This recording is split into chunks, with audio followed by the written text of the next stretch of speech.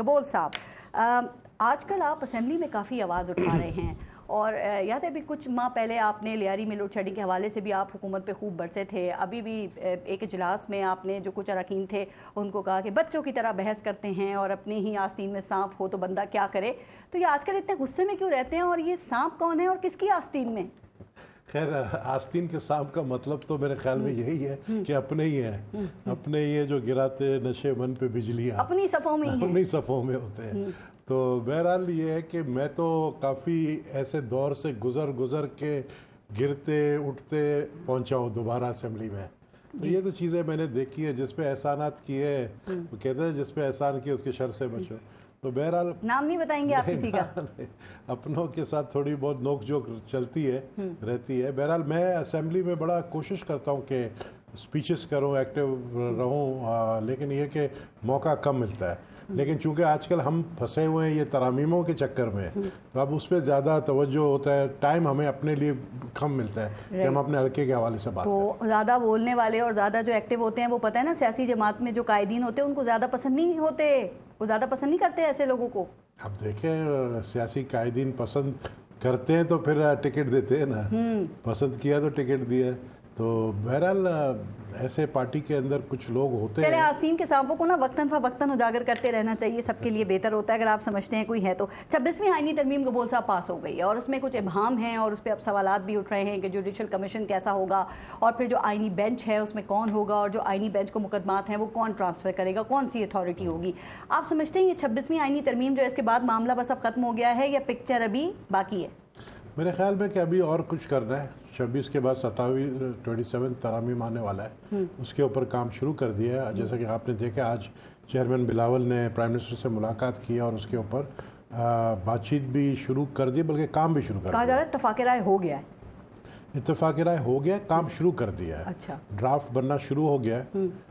इसमें लेकिन ये है कि चेयरमैन बिलावल जिस तरह पहले उन्होंने किया कि सबको ऑन बोर्ड लेंगे, खासकर जो हमारे मेन स्टेक होल्डर हैं वो मौलाना साहब हैं, मौलाना फजल रहमान, तो उनके साथ भी अभी मुलाकात मेरे ख्याल में कल शायद चेयरमैन बिलावल इस्लामाबाद में होंगे, अभी उनसे मुलाकात होगी। तो वो तैयारी हमने पकड़ ली है। लेकिन गबोल साहब ये भी देखिए, एक महीने में आपने तकरीबन इसको पास कराया है, लेकिन 1973 का आइन हो या 18वीं तरमीम हो, याद है ना वो कितने अरसे में कितने महीने उस पर बहस हुई, इत्तेफाक राय हुआ, तमाम जो स्टेक होल्डर्स थे यानी पॉलिटिकल पार्टीज थी उनको ऑन बोर्ड लिया गया। तो ये उजलत में नहीं हुई 26वीं और उसके बाद फौरन डायरेक्ट 27वीं? कभी कभी अच्छे काम को जो है ना जल्दी कर देना चाहिए, वरना बहुत देर हो जाती है। तो कब तक अच्छा काम हो जाएगा? ये अब 26 हो गया, 27 से कोई इतना बड़ा अमेंडमेंट नहीं है।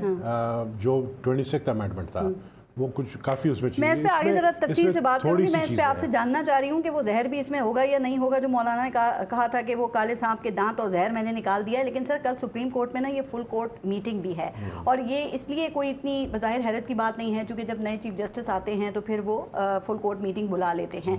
तो आप समझते हैं ये 26वीं आईनी तरमीम के हवाले से जो रिजर्वेशंस हैं, तहफ़्फ़ुज़ात का इजहार हो रहा है, उस पर भी उसमें ये डिस्कस हो सकता है और चैलेंज करने के हवाले से कोई बात हो सकती है? और अगर ऐसा कुछ हुआ गबोल साहब तो फिर कोई बड़ी या नई मुश्किल तो खड़ी नहीं होगी? मैं नहीं समझता हूँ कि ऐसा होगा, और अगर ऐसा करने की कोशिश भी की, क्योंकि देखें चीफ जस्टिस नए आए हैं, वो आते ही कंट्रोवर्शियल बात नहीं करेंगे, आई डोंट थिंक सो, और उनका बैकग्राउंड बड़ा क्लीन रहा है हमेशा से, तो मैं नहीं समझता ऐसा कुछ होगा। देखें ये तो आप चैलेंज कर रहे हैं उस इदारे को जो कानून बनाता है, लेकिन बाकी ये हमारा काम है। आप तो चीफ जस्टिस के हवाले से बड़े यकीन से ये बात कर रहे हैं, लेकिन बाकी जजेस भी तो होंगे। बाकी जजेस को ये सोचना चाहिए कि कानून हम बनाते हैं, आपका काम है उसको इंटरप्रेट करना, आपका काम है उसके ऊपर अमल करना, आप चैलेंज नहीं कर सकते। सुप्रीम जो है सबसे जो बॉडी है वो है पार्लियामेंट, आप उसको चैलेंज करेंगे। अगर आपने इस हवाले से चैलेंज किया, फुल कोर्ट बन जाती है फिर भी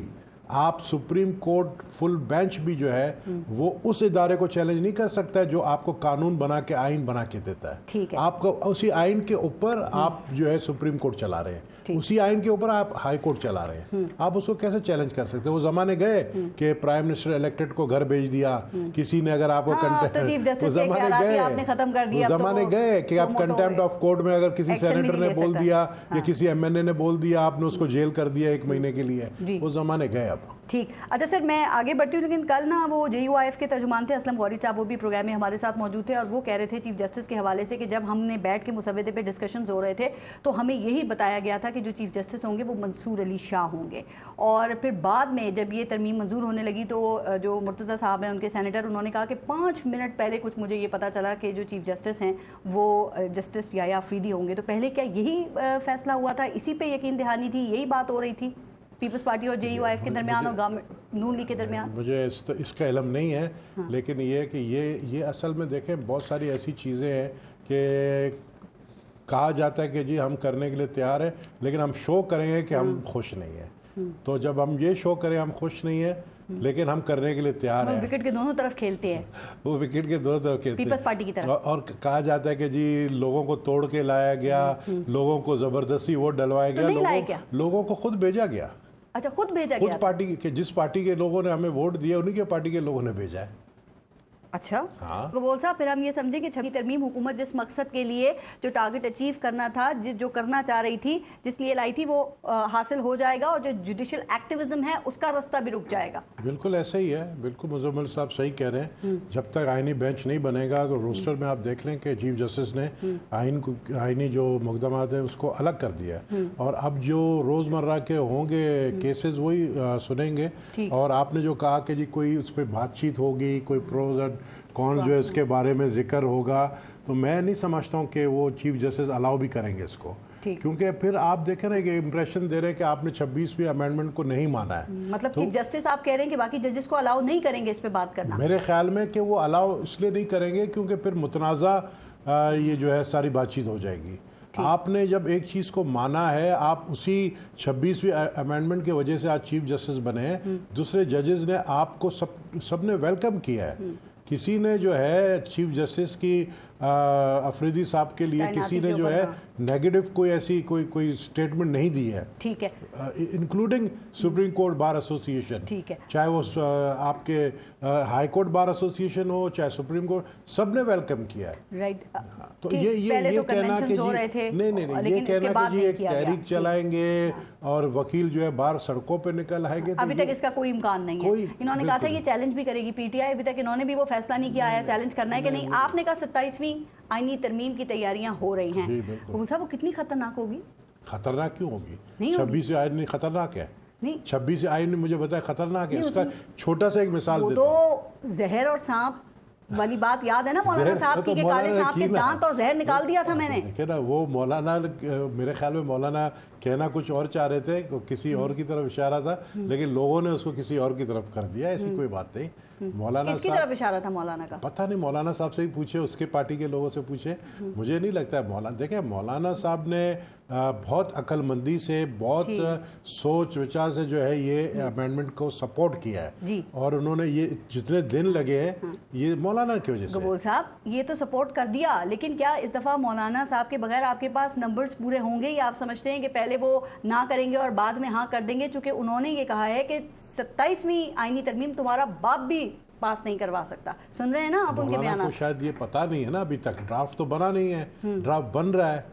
ड्राफ्ट जब बन जाएगा वो मौलाना साहब के सामने ले जाएंगे, और उसी में जिस तरह 26वीं अमेंडमेंट में लेकर आए, मौलाना के जो भी शिक थे, जो पॉइंट्स थे, जो उन्होंने चाहा वो लेकर आए। ड्राफ्ट में क्या है आपको पता है? तैयारी हो रही है ना? देखिए अभी तक तो कुछ नहीं ऐसा मुझे पता है कि मैं आपको बता सकूं, लेकिन ड्राफ्ट बन रहा है। फौजी अदालतें होंगी उसमें? मुझे नहीं पता है, मुझे नहीं पता है, मैं ऐसी स्टेटमेंट कैसे दे सकता हूँ। देखिए वो पहला जो मुसवदा था, जो ओरिजिनल था, तो उसके बारे में कहा जा रहा था इसमें खतरनाक शिकें हैं, जिसमें मौलाना को एतराज़ था और पीपल्स पार्टी को भी कुछ शिकों के ऊपर एतराज़ था। तो अब हम ये समझें कि वो जो मुसवदा था, वो जो ओरिजिनल डॉक्यूमेंट था, वो माजी का किस्सा बन गया है, या फिर उसको संभाल के रख लिया है कि किसी न किसी तरह किसी और तरमीम में इस्तेमाल होगा, डाला जाएगा, हिस्सा बनाएंगे? देखें कल की बात तो किसी को नहीं पता है कि कल क्या होने जा रहा है, कल क्या होगा पार्लियामेंट में, कौन पता आपको? सब मुझे कुछ नहीं पता है। मुझे जो है ना सिर्फ इतना पता है। तो आप लोगों को कुछ नहीं पता होता? कुछ देर पहले ही पता चलता है जब कोई चीज मंजूर होने लगती है।